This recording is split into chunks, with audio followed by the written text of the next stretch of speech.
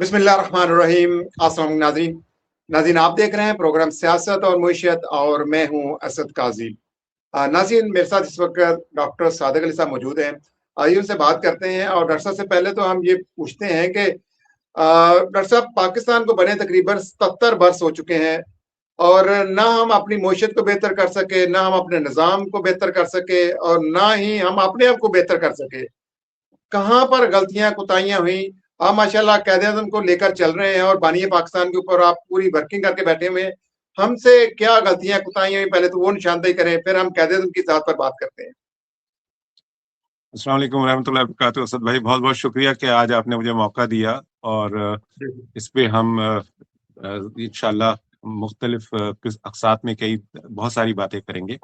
देखिए, जो सबसे ज़रूरी चीज़ है वो ये है कि जब हम उन्हें बाबा कौम कहते हैं तो फिर आपको ये अंदाज़ा होना चाहिए कि बाप का जो ओहदा है वो अल्लाह ताला ने अथॉरिटी के हवाले से इस्तेमाल किया है। यानी सूरह नाम में जब तारुफ कराया गया, किसी ने पूछा रसूलुल्लाह सल्लल्लाहु अलैहि वसल्लम से कि इस्लाम क्या है, तो उन्होंने 3 उसमें फ्रेमवर्क्स में बनाया कि अल्लाह की अताअत, एक अल्लाह है, एक रसूल है सल्लल्लाहु अलैहि वसल्लम, इनकी अताअत है, और फिर वालिदैन की अताअत है। तो अब बाप का जो रुतबा है वो इसलिए इतना ज्यादा है क्योंकि बाप से ये समझा ही नहीं जा सकता कि बाप जो है वो कोई गलत मशवरा दे सकता है। यानी बाप जो है बुनियादी तौर पे क्या है, मेरा बेटा जो है वो मेरा मुस्तकबिल है। तो जब बाप अपने बेटे को कोई वसीयत करता है तो असल में वो अपने मुस्तकबिल के मुतालिक वसीयत कर रहा होता है।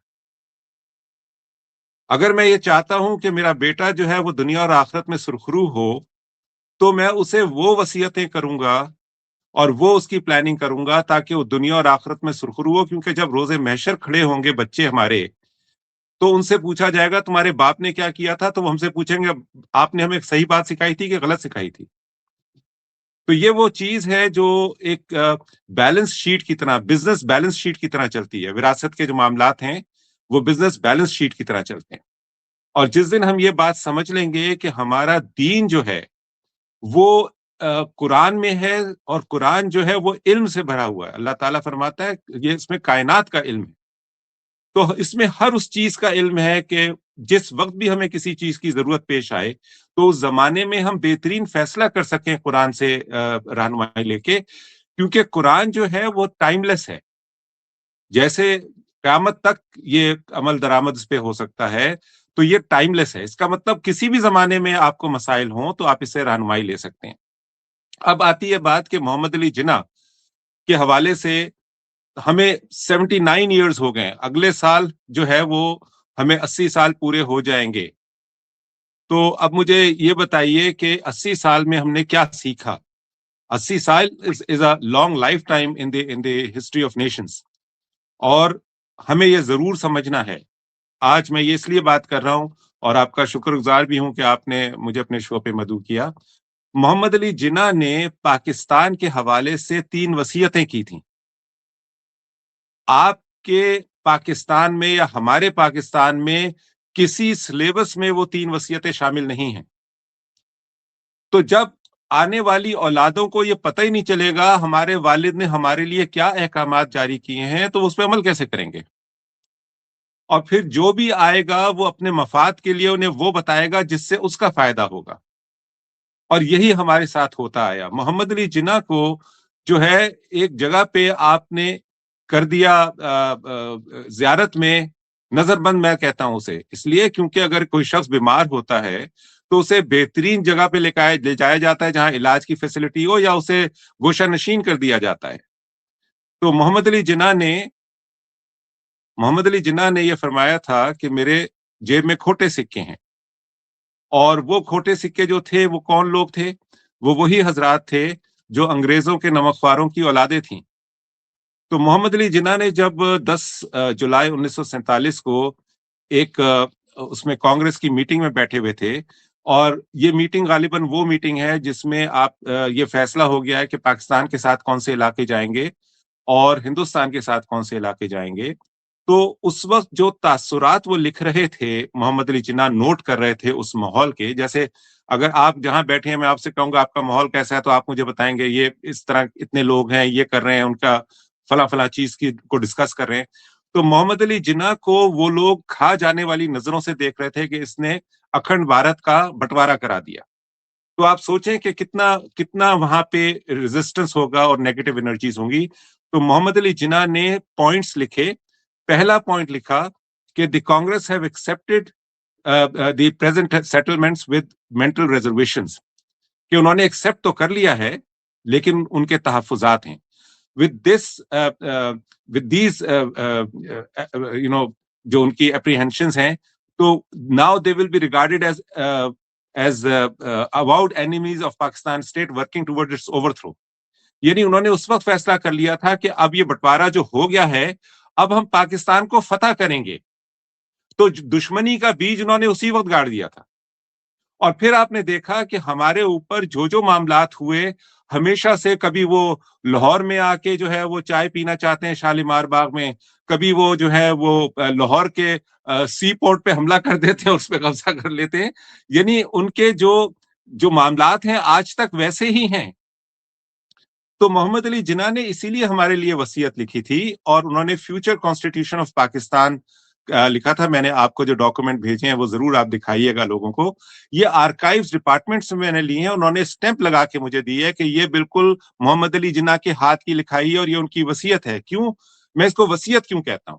کیونکہ انہوں نے لکھا فیوچر کانسٹیٹیوشن آف پاکستان کی ہیڈنگ ڈالی اور اس کے نیچے پہلی چیز لکھی dangers of parliamentary form of government. تو اب میرا چھوٹا سا سوال پاکستانیوں سے یہ ہے کہ اگر یہ لکھا جائے فیوچر کانسٹیٹیوشن آف پاکستان کے نیچے کہ dangers of parliamentary form of government, تو کیا اس کا مطلب یہ ہے کہ ہمیشہ پارلیمانی نظام ہمارے اوپر مسلط کیا جائے، یا یہ ہے کہ اس سے دور رہنا کیونکہ یہ آپ کے لیے انتہائی نقصان دہ ہوگا؟ تو مجھے بتائیے کہ اس کا مطلب کیا ہے؟ Dangers of parliamentary form of government کا مطلب کیا یہ ہونا چاہیے کہ ہمیں اسی پہ رہنا ہے چاہے اس کی وجہ سے ہم تباہ و برباد ہو جائیں، یا ہمیں اس کے قریب کبھی نہیں جانا؟ کیونکہ اب تو ہمارا تجربہ بھی ہو گیا نا. جب نہیں ڈاکٹر صاحب، ہم پارلیمانی نے دیکھا نظام ہے تو کوئی بھی وزیر اعظم الیکٹڈ جو پارلیمانی نظام سے آیا اس نے پاکستان کی 70 سالہ ہسٹری میں اپنا ٹرنیور پورا نہیں کیا، اور جتنے بھی صدور آئے ہیں انہوں نے اپنا ٹرنیور بھی پورا کیا. وہ زرداری صاحب پچھلا پیپلز پارٹی کا دور ان کو ہر روز لگتا تھا کہ میری حکومت گئی، لیکن زرداری جیسا بندہ بھی صدر بن کے 5 سال پورے کر گیا. تو یہ تو ہمیں ایک اللہ تعالیٰ کی طرف سے اشارہ بھی ہے، لیکن شاید مافیا اتنا طاقتور ہے کہ وہ اس نظام کو بدلنا ہی نہیں چاہ رہے. نہیں، اس کی وجہ یہ ہے کہ ہمیں دیکھیے ہمیشہ آپ کو جو ہے وہ جب انسان چھوٹا ہوتا ہے اسے بچپن سے ایک چیز سکھائی جاتی ہے فلاں جگہ مت جانا اس سے نقصان ہو جائے گا، یا وہاں پہ کوئی جو ہے وہ غیروں سے بات نہ کرنا، کسی سے کچھ لے کے کھا نہ لینا، وہ تمہیں بے ہوش کر کے لے جائے گا اغوا کر کے. تو بچپن سے ہمارے ذہنوں میں جو چیز ڈالی جاتی ہے ہم اس کو کویسچن نہیں کرتے. ہمارے پاکستان میں پاکستان کی جو خاص طور سے آبادی ہے اس کے 2 بڑے المیے ہیں. پہلا المیہ یہ ہے کہ یہ ایک مسلمان ریاست ہے. میں المیہ کیوں کہہ رہا ہوں ابھی آپ کو سمجھ آ جائے گا. یہ مسلمان ریاست ہے اور دین اسلام جو ہے وہ عربی زبان میں لکھا گیا ہے. قرآن جو ہے وہ عربی زبان میں ہے. کیا عربی کسی کو آتی ہے؟ نہیں آتی. دوسرا، آپ کا آئین جو ہے جس پہ آپ نے زندگی گزارنی تھی روزمرہ کی، وہ انگریزی میں لکھا گیا. کیا انگریزی کسی کو آتی ہے؟ نہیں آتی. تو یہ گیم یہ کھیلا گیا کہ آپ کے دونوں جو آپ کے اعتقاد کے معاملات تھے اور آپ کے روزمرہ کے زندگی گزارنے کے معاملات تھے ان کو ایک جیسا ہونا چاہیے تھا. ایک تو دونوں میں تضاد ہے. پہلے آپ یہ کہتے ہیں کہ جی آئین جو ہے قرآن جو ہے وہ ہمارا آئین ہوگا کیونکہ یہ ملک خدا داد ہے تو قرآن کے مطابق قوانین بنائے جائیں گے. قرآن کے مطابق تو مجھے قوانین اپنے آئین میں نظر نہیں آتے. وہاں پہ بس لکھا ہوا ہے کہ قرآن کے مطابق ہوگا، لیکن قرآن کے مطابق قوانین بنائے تو نہیں جا رہے نا. کیا مجھے بتائیے کہ کیا یہ درست ہے کہ جب آپ انسانی حقوق کے خلاف کوئی کام کرتے ہیں، کیا قرآن انسانی حقوق کے خلاف کسی چیز کی اجازت دیتا ہے؟ کیا نہیں دیتا. تو ہمیں اب اس چیز کے اوپر آنا ہے کہ محمد علی جناح کی وصیتیں کیا ہیں. پہلی وصیت پلیز اسکرین پہ چلا دیجیے گا وہ، تاکہ لوگوں کو نظر آئے کہ میں کوئی ہوا میں بات نہیں کر رہا. اور جو بہت بڑے ماشاءاللہ محقق ہیں پاکستان میں، اور بہت بڑے سیاستدان ہیں، اور بہت بڑے جمہوریت کے علمدار ہیں، یہ سب لوگوں کو سمجھ آنا چاہیے کہ کس طرح سے ہر ایک کو دھوکہ دیا گیا. پہلی وصیت، dangers of parliamentary form of government. Number 2، presidential system more suited to Pakistan. اچھا، اس کے ساتھ وہ یہاں پہ ہی صرف اکتفا نہیں کرتے، نیچے ارسطو کی ایک سٹیٹمنٹ لکھتے ہیں، ایک کوٹیشن لکھتے ہیں، state exist not for life only but for good life. یعنی آپ کو خوشحال زندگی ریاست اگر دے، جیسے ایک ماں ہوتی ہے نا، اس کی خواہش، ہم کیوں کہتے ہیں ریاست ہو ماں جیسی؟ کیونکہ ماں جو ہے اپنے بچوں کو خوش دیکھنا چاہتی ہے، خوشحال دیکھنا چاہتی ہے. تو اس لیے ہم کہتے ہیں ریاست ہو ماں جیسی. ریاست اور چیز ہوتی ہے، حکومت اور چیز ہوتی ہے. ریاست جو ہے وہ آپ کے تمام حقوق کا خیال رکھے گی، اور جو حکومت ہوتی ہے وہ ایک مینیجر ہوتا ہے جو آپ نے بزنس کے لیے رکھا ہوا ہوتا ہے. مینیجر جو ہے وہ نااہل ہو سکتا ہے، لیکن اگر عوام یہ کہے کہ ہمارا مینیجر اچھا نہیں ہے، اس کا مطلب یہ نہیں آپ پاکستان سے غداری کر رہے ہیں. اس لیکن کا ڈاکٹر صاحب مطلب یہ ہے کہ آپ کا بات جو ہے کہ ہمارا جو مینیجر ہے وہ خود کو ریاست سمجھتا ہے، وہ کہتا ہے جی آپ مجھے آج سے ریاست سمجھیں. جی جی جی، میں یہی عرض کر رہا ہوں. اگر مینیجر جو ہے وہ چور ہے تو کیا میں ایک آسان سی بات کرتا ہوں. آپ کا ایک بزنس چل رہا ہے، آپ نے ایک گاڑی لے کے کسی کو چلانے کے لیے دی ہوئی ہے، آپ کا ڈرائیور پیسے چوری کرتا ہے، آپ کے پاس ڈیٹا موجود ہے، یہ روزانہ اتنی رائڈز لیتا ہے. اگر وہ آپ سے آ کے روزانہ پیٹرول کے بھی پیسے لے گا تو آپ اس سے پوچھیں گے نہیں تم اتنا بزنس کر رہے ہو، پیسے جا کہاں رہے ہیں؟ تو یہ ہمارا حق ہے کہ ہم سوال پوچھیں کہاں گئے ریاست کے پیسے. تو ریاست اگر عوام حکومت سے یہ سوال پوچھیں کہ ہمارے پیسے کہاں ہیں، ہماری پرورش کیوں صحیح نہیں ہو رہی، ہمیں تعلیم کیوں مفت نہیں دی جا رہی، تو حکومت جو ہے اس کا یہ حق نہیں ہے کہ وہ آپ کے اوپر غداری کا لیبل لگائے. بلکہ ریاست کو چاہیے کہ وہ عدالت میں جائے. کوئی ادارہ، جیسے ہمارے جو 3 مین ادارے سمجھے جاتے ہیں، وہ ایک ہماری فوج ہے، ایک عدلیہ ہے، اور ایک مقننہ ہے، یا جسے آپ یہ پارلیمنٹ وغیرہ کہتے ہیں. اب اگر کوئی بھی ایک، یہ ان 3 کا اگر بیلنس خراب ہو جائے گا تو یہ چلے گا نہیں. جیسے ایک پنکھا ہوتا ہے، ٹربائن آپ نے دیکھی ہے، 3 پنکھ ہوتے ہیں، اگر ایک پنکھ بھی چھوٹا ہو جائے یا خراب ہو جائے، کام خراب ہو جائے گا. تو اب فوج کا جو ہے، فوج کو میں کیوں زیادہ اپریشیٹ کرتا ہوں، کیونکہ فوج کے اندر سفارشوں کے اوپر بھرتی نہیں ہوتی، اور اس کے اوپر ترقی بھی سفارشوں پہ نہیں ہوتی. اونلی پروگرس اگر آپ ایک اپنے سسٹم میں اپنی قابلیت میں بہترین ہے، اپنے کورس میں بہترین ہے.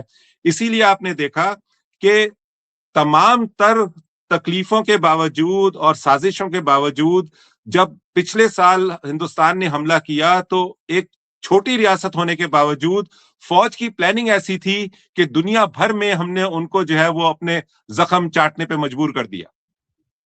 بالکل. تو یہ ہوتا ہے لیکن کام. میرا سوال یہ اکثر ہوتا ہے، میں یہ کہتا ہوں کہ نیچے سے لے کر اعلیٰ عہدے تک، کور کمانڈر تک ترقیاں ہوتی رہتی ہیں اور کوئی چھیڑ چھاڑ نہیں ہوتی.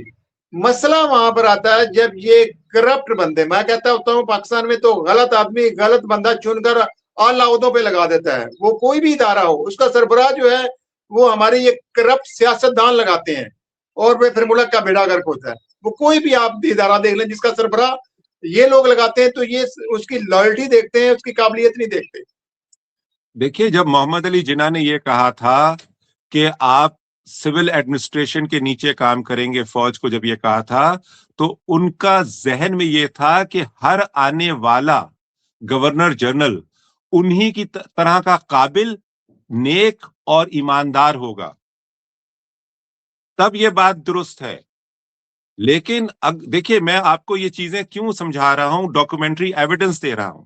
یہ بہت ضروری ہے بات سمجھنے کے لیے اور پاکستانیوں کو سمجھانے کے لیے کہ یہ جو 3 وصیتیں میں بتا رہا ہوں، 2 تو اس صفحے پہ لکھی ہوئی ہیں جو انہوں نے 10 جولائی 1947 کو لکھا کہ dangers of parliamentary form of. اچھا، کوئی اس سے انکار اس لیے نہیں کر سکتا. اس کی ہیڈنگ کیا ہے؟ ہیڈنگ ہے فیوچر کانسٹیٹیوشن آف پاکستان. جب یہ لکھا ہوا ہے ہیڈنگ پہ فیوچر کانسٹیٹیوشن آف پاکستان، کون ایسا پاکستانی ہے جو اس سے انکار کرے گا؟ یہ آپ کے پاس ڈاکومنٹ موجود ہے. جب آپ کا کہیں وراثت کا جھگڑا ہو جاتا ہے، آپ کیا لے کے جاتے ہیں؟ آپ پرانے کاغذات لے کے جاتے ہیں، آپ وراثت کے ڈاکومنٹس لے کے جاتے ہیں، آپ بتاتے ہیں جی یہ میری ملکیت ہے. لیکن یہ پاکستانی قوم وہ بدنصیب قوم ہے جس کو کبھی بھی یہ نہیں پڑھایا گیا کہ محمد علی جناح کیا چاہتے تھے، انہوں نے کس طرح کا آئین لکھا تھا. سب کو بتاتے آئین لکھا ہی نہیں تھا انہوں نے. بھائی میں آپ کو سامنے ہی لے کر آیا ہوں نا، اس پہ ڈپارٹمنٹ آف آرکائیوز کی مہر لگی ہوئی ہے. میں نے یہ اپنی طرف سے نہیں میک اپ کیا ہے کسی چیز کو. اور تیسری وصیت ان کی کیا تھی؟ بلا سود نظام رائج کرو. لوگ ان کے اوپر کہتے ہیں جی وہ تو داڑھی ان کی نہیں تھی، اور بڑا خوبصورت انہوں نے جواب دیا کہ اسلام میں داڑھی ہے، داڑھی میں اسلام نہیں ہے. بالکل. تو بات یہ ہے کہ کچھ ملائیں ہمیں جو ہمارے بات سمجھ سر یہی جی مسئلہ ہوا نا کہ کچھ جو جماعتیں، جو مذہبی جماعتوں کا لبادہ اڑے بیٹھے تھے، وہ قائد اعظم کو کچھ کافر اعظم بھی کہتے رہے، کچھ اس کو تاج برطانیہ کا نمائندہ بھی گردانتے رہے، اور کچھ تو ویسے بھی یہ کہتے رہے کہ بابا نے یہ ملک بنایا ہی نہیں ہے، یہ تو برطانیہ نے ملک بنایا تھا، ان کی مجبوری تھی. نہیں ایسا دیکھیے ہوتا یہ ہے کہ جب بھی کہیں پر اگر پہلے آزادی ہوئی ہے یا پہلے ایجیٹیشن ہوئی ہے، 1857 پہلے آیا، 1947 پہلے آیا، یعنی جو ہمارے اوپر قابض تھے ان کو اوور تھرو کرنے کی تو ایک ہمیشہ سے کوشش چل ہی رہی تھی نا. آپ اس کو ڈینائی کیسے کر سکتے ہیں؟ دوسری بات یہ ہے کہ تاج برطانیہ کے نمائندے، جب آپ کے اوپر ایک لارڈ ماؤنٹ بیٹن نام کا ایک آدمی مسلط کر دیا گیا تھا جو گورنر جنرل تھا، اور پھر اس نے آپ کو، یعنی کیونکہ تاریخ بتائی نہیں جاتی، طے یہ ہوا تھا، جیسے میں مثال دیتا ہوں کہ اگر ایک لڑکا، ایک بیٹا ہے، بیٹی ہے، ہم نے ان کی شادی کرنی ہے، شادی کرنے سے پہلے وہ اپنے ماں باپ کے گھر میں رہتے ہیں، ٹھیک ہے؟ تو طے یہ ہوا کہ جب تم اپنا آئین بنا لو گے تو اور اس کو پاس کر لو گے اپنی اسمبلی سے جمہوریت کے تھرو، تو پھر اس کے بعد تم آزاد ہو جاؤ گے. پاکستان کی آئین ساز اسمبلی نے پہلے تو محمد علی جناح کے مرنے کا انتظار کیا، ٹھیک، انہوں نے آئین بنایا ہی نہیں. قرارداد مقاصد تو بن گئی تھوڑی بہت، جو پری ایمبل کے طور پہ لکھی ہوئی ہے، اور جو آرٹیکل 2A ہے، یعنی آرٹیکل 2A کے خلاف کوئی بھی قانون نہیں بنایا جا سکتا. میں آپ کو ابھی کم سے کم 3 قوانین بتا دیتا ہوں جو قرارداد مقاصد یا آرٹیکل 2A کے خلاف بنائے گئے ہیں. اب آتے ہیں اس بات کے اوپر کہ 9 سال آئین ساز اسمبلی نے جو ہے وہ آئین نہیں بنایا.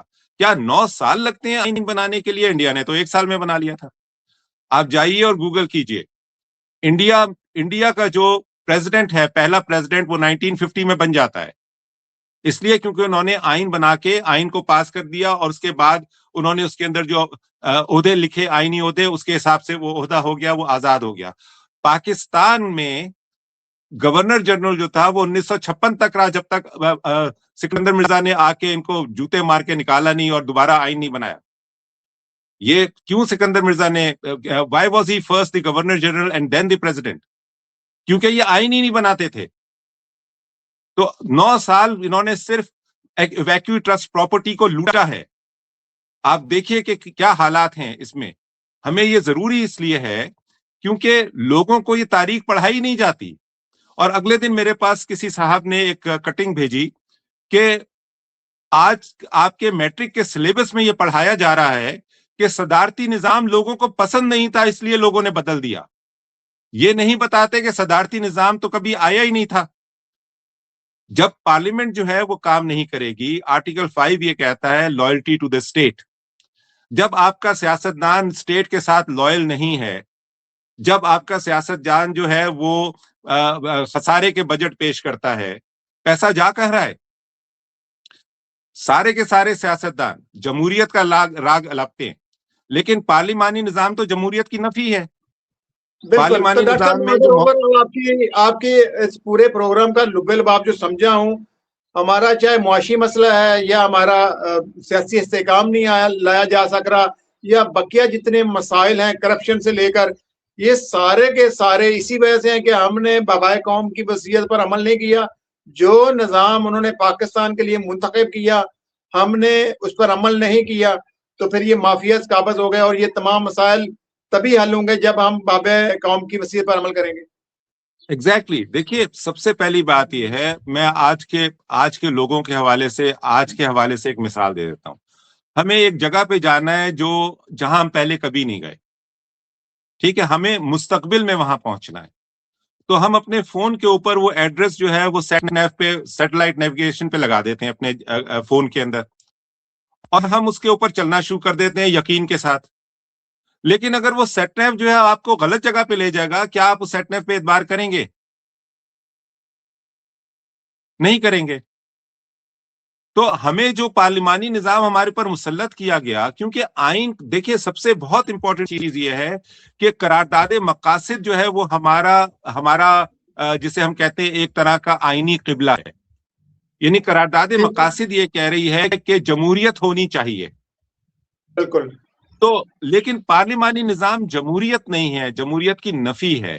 محمد علی جناح نے کیونکہ قانون کی تعلیم برطانیہ میں حاصل کی تھی، لہذا وہ اسے اس دھوکے بازی کا انہیں اچھی طرح سے علم ہو گیا تھا، کیونکہ وہ قانونی تو پڑھ رہے تھے یہاں پہ.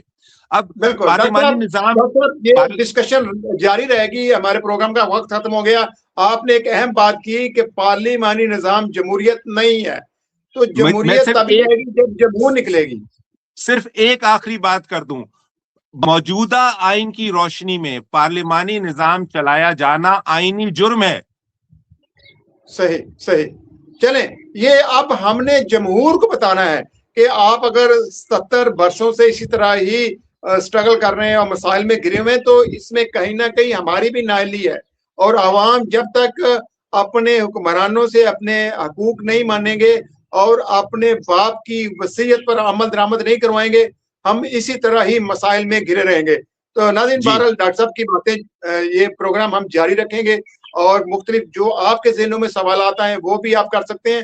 اور جو اس ٹائم پوائنٹ جس پر ڈاکٹر صاحب نے ڈسکشن کی ہے وہی سب سے اہم پوائنٹ ہے، وہ ہمارے مسائل کی جڑ ہے.